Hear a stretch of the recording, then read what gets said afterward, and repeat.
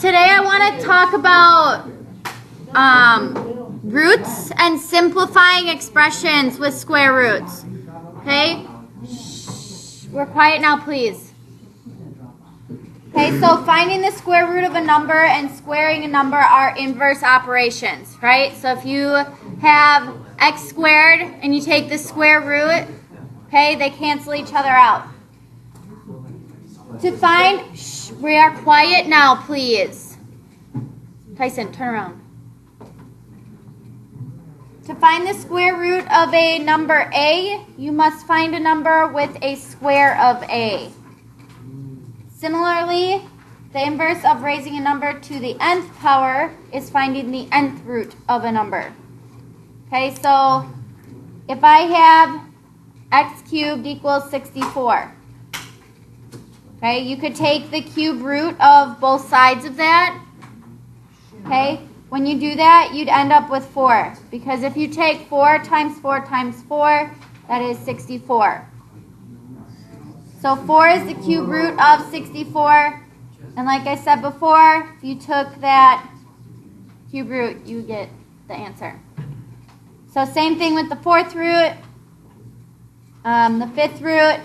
So if you took the fifth root of 32, you'd get 2. And then if I have my arbitrary rule here, so if I have a to the nth, if I have a to the nth equals b, then you're looking for n factors of a. So however many factors of that number to get to b. So a would be an nth root of b. So you could take the nth root of b to get a. Nth shouldn't be a word. Nth. Okay. This pattern suggests the following formal definition of an nth root. So for any real numbers a and b and any positive integer n, if a raised to the nth equals b, then a is the nth root of b. Okay, that's what we just said up here.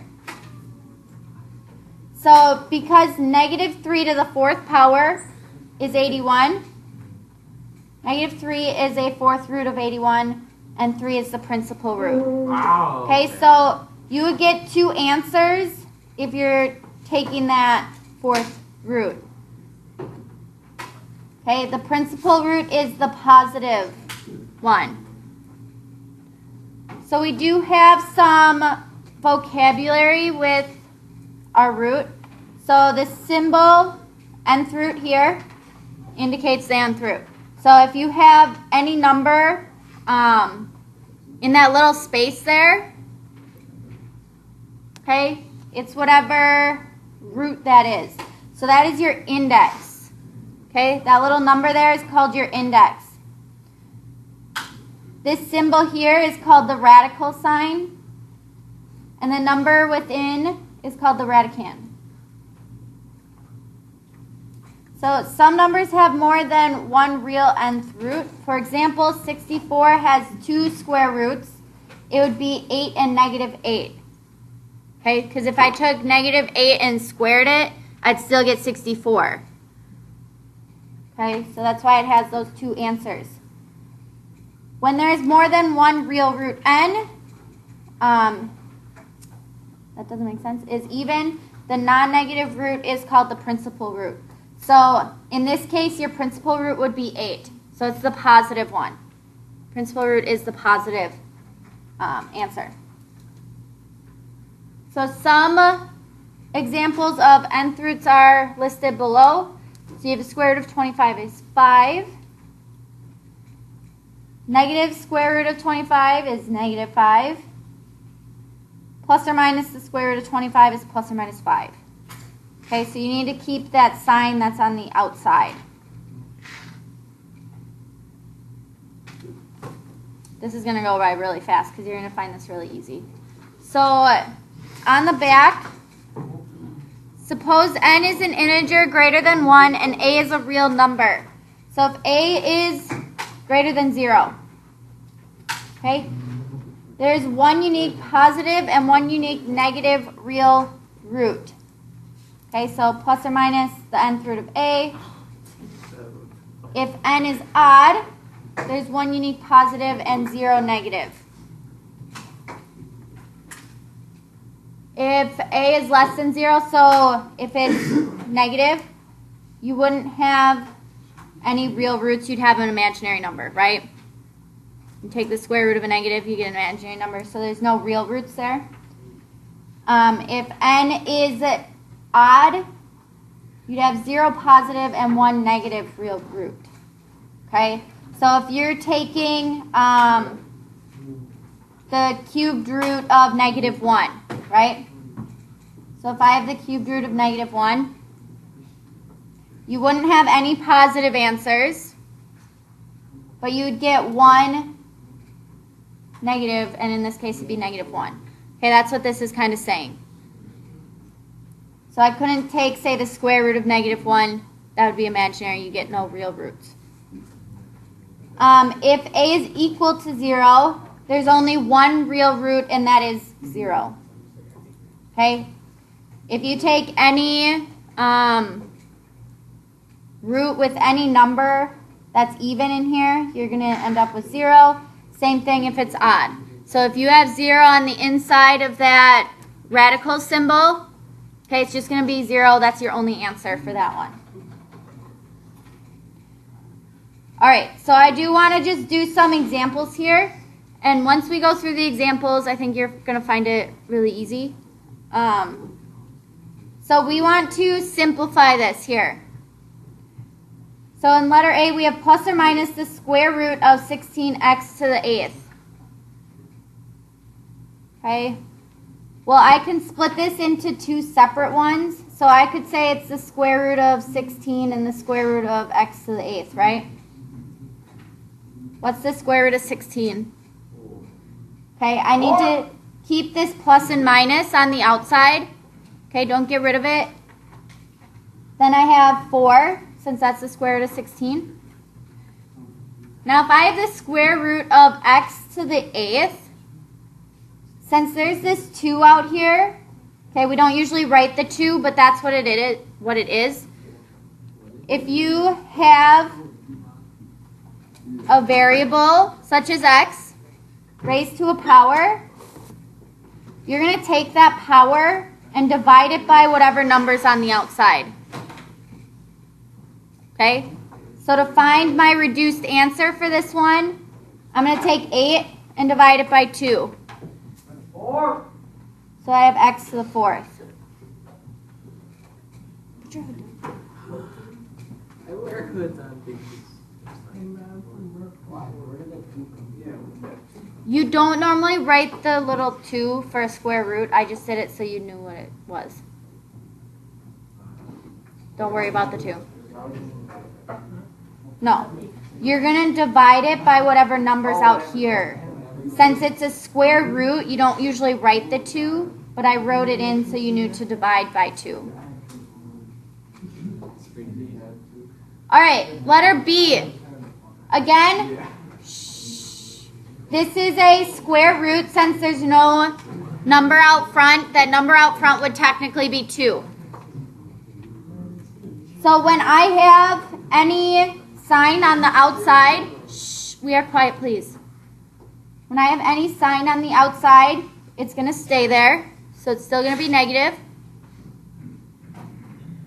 I'm going to take the power of whatever that quantity is raised to. Okay? So it's raised to the power of 4. And we're going to divide that by the number out front. Now in a square root again, you don't normally write out the number, but that number is 2. Okay?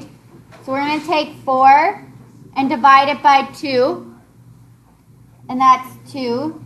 So we'd have q to the 3rd plus 5. And then instead of it being to the 4th power, it's now to the 2nd power.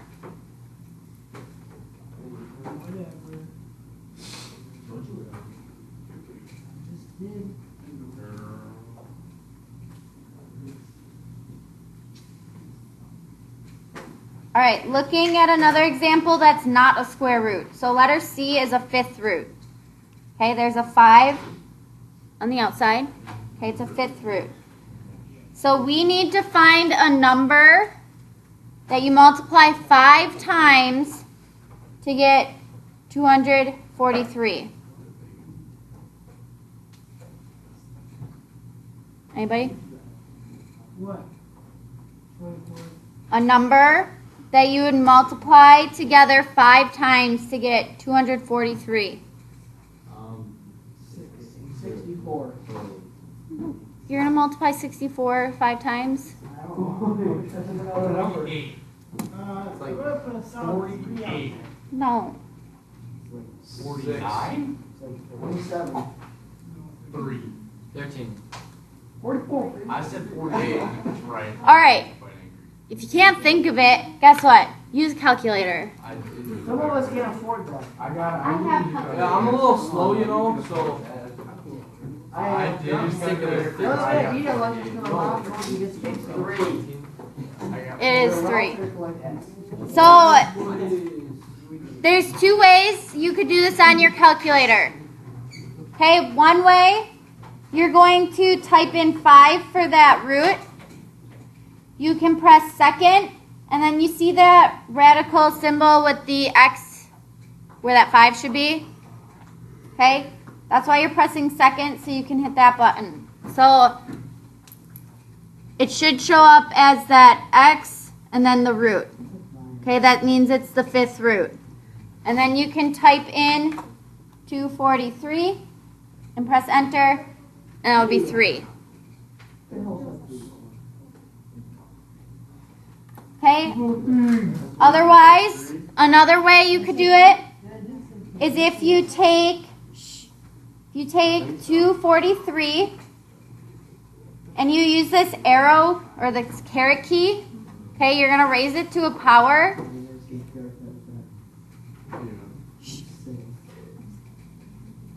And you're going to raise it to, parenthesis, the 1/5 power. And you'll get 3. Wow. So, either way, you're going to get 3 if you can't think of it off the top of your head. So, just like I did this one, I'm splitting it up as I go. So I'm taking the 5th root of 243, which we found to be 3. Yes. So it's going to be a squared. Okay? So, pay attention, please. You're taking your power that variable is raised to and dividing it by what's on the outside of your root. So 10 divided by 5 is 2. And then for b, we have 15 divided by 5 is 3. That would be your reduced answer.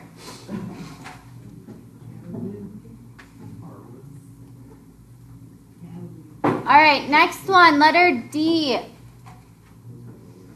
So I have a square root again, right? Now if I have a square root of negative 16, what happens?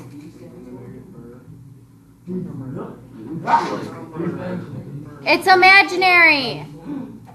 Thank you. I got a mess. Please be quiet. Okay, if you take the square root of a negative, it is going to be imaginary. Okay, if you take the 4th root of a negative, it's going to be imaginary. If you have any even root and it's negative, it's going to be imaginary. Okay, so I'm going to take that square root of 16, right? That's 4. I need to attach that I to it so we know it's imaginary. Okay? Yeah, imaginary numbers.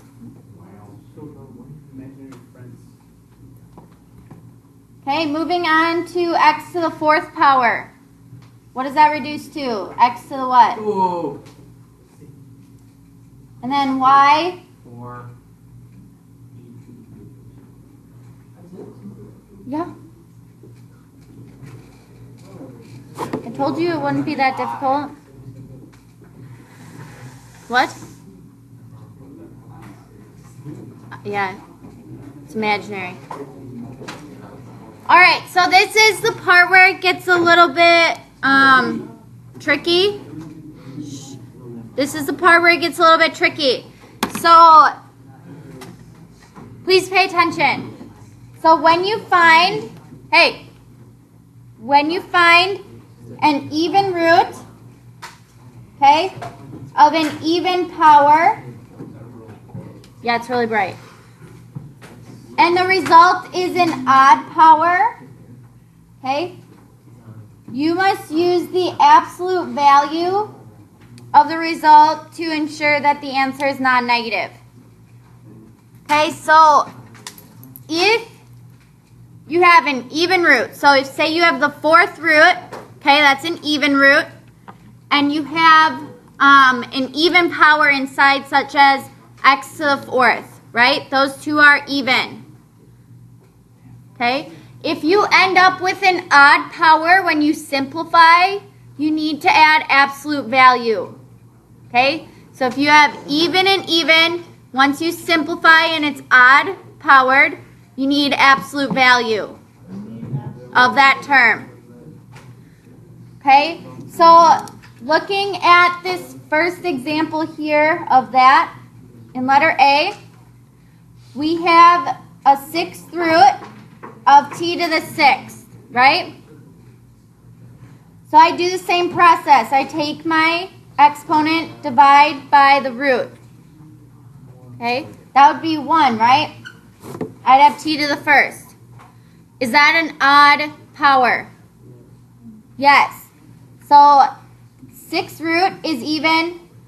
This exponent is even. I ended with an odd power. You need absolute value around it.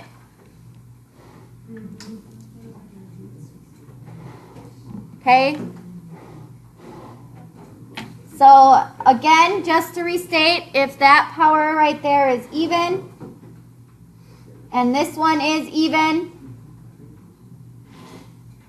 and you end up with an odd power here, you need absolute value. So if you have even to an odd, it's absolute value. So looking at, there's too much chatting. Looking at letter B, we have the square root of 36y to the 6th. Well, what's the square root of 36? 6. Okay. Now if I take y to the 6th, and I have the square root of y to the 6th, what is that?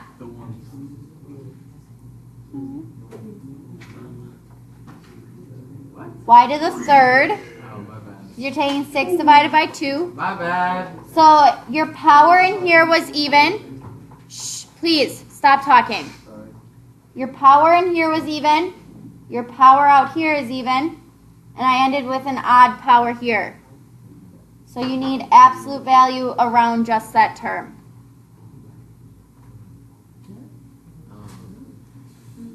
Because it has to be non-negative.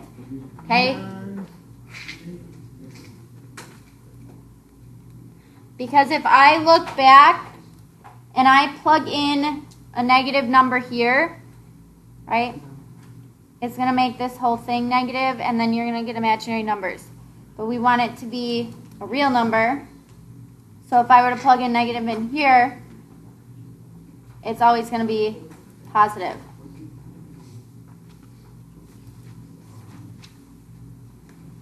All right, looking at letter C. So we have the fourth root of 16 times the quantity x minus 3 to the 12th. Do we know what the fourth root of 16 is? 2. Okay, so the fourth root of 16 is 2. If you take 2 times 2 times 2 times 2, you're going to get 16. Now this whole quantity is raised to the 12th power, right? 3. And then we have a fourth root. So we'll take 12 divided by 4, which is 3. Is this even? Is this even? Yes, what do I need? The absolute value symbol. Nice, Carter. Okay? Okay, bad job, Carter. Sorry. What? Okay. Alright, letter D. We have the fifth root of 243. We already did the fifth root of 243. What was it? That's 3. Yeah. Okay, now I have this quantity x plus 2 to the 15th. Okay, and I have 15 and 5. So it'd be x plus 2 to the third. Do I need absolute value for this one? No. No. These are odd powers. Okay? If you have odd powers, you don't need absolute value. It's only if you start with 2 even and end with an odd. Nice. We gotta do this one. Do we gotta do this one? It's really not that hard.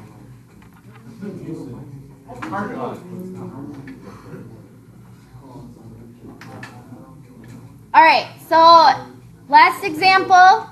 The surface area of a sphere can be determined from the volume of the sphere using the formula S equals the cube root of 36 pi v squared, where v is the volume. Shh, we're quiet please. If the surface area of a sphere is about 214.5 square inches, determine the volume. Okay, so this formula here gives the surface area. Well, we're given the surface area, so where am I going to plug this 214.5 in? For S. Okay? So I have 214.5 equals the cube root of 36 pi v squared. Now I want to find what the volume is. So I need to solve for v. So what can I do to cancel out this cube root?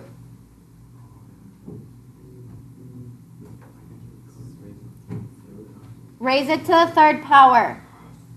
Okay, so I'm going to raise that side to the third power, which means I have to raise this side to the third power. And that gives you a really large number. Okay, so it should be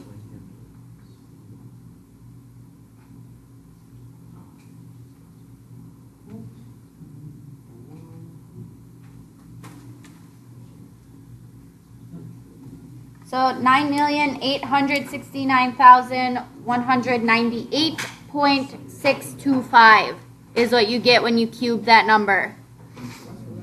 Now when I cube this cube root, those will cancel, right? So this will be equal to 36 pi v squared. What can I do now? Nothing. Not minus.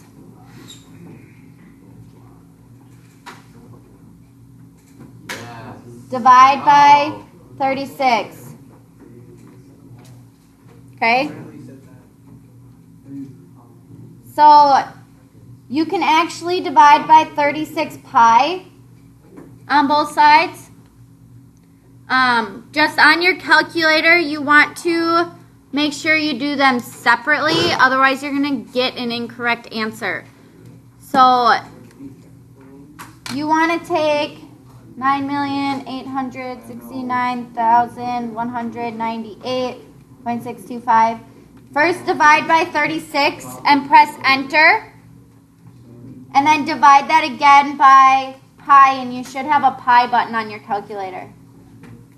I like pie. Okay, when you do that, you should get 87,262 point, this is a longer decimal, 87475. Okay, and you still have it equal to v squared.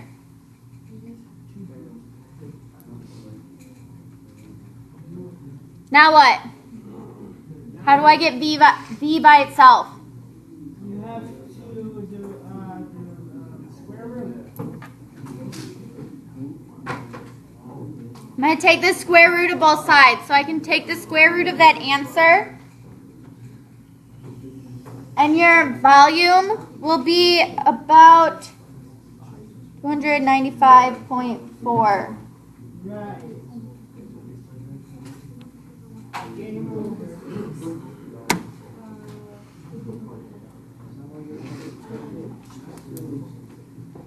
Any questions on how we simplified the radicals today?